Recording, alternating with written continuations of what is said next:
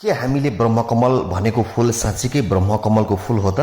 हिन्दू धार्मिक मिथाको अनुसार विश्व ब्रह्माण्डका सृष्टिकर्ता ब्रह्माको प्रिय फूल हो ब्रह्मकमल।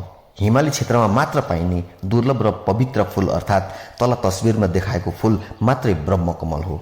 यो फूल बोट परिवारमा पर्दछ। समुद्री सतहभन्दा 3700 देखि 4600 मिटरको उचाइमा मात्रै पाइने यो फूल फुल्ने गर्दछ। ब्रह्मकमल 12 वर्षमा एक पटक मात्रै फुल्ने गर्दछ। अहिले सर्वत्र सामाजिक सञ्जालमा फैलिएको फूल ब्रह्मकमल होइन।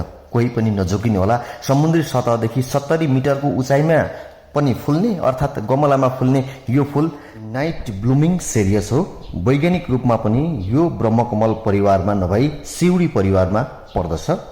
हिमाली क्षेत्रमा मात्रै फुल्ने ब्रह्मकमलको नाममा भ्रम फैलाउनेले के कुरा बुझ्नुपर्छ भने समशीतोष्ण उष्ण वातावरणमा ब्रह्मकमल फूल फुल्न सक्दैन र यसको बोट उक्त वातावरणमा मेल खाँदैन।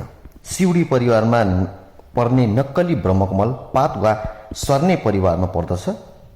त्यसैले भ्रमको खेती गरेर असली ब्रह्मकमललाई लुकाएर नक्कली ब्रह्मकमलको खेती कम गर्ने कि?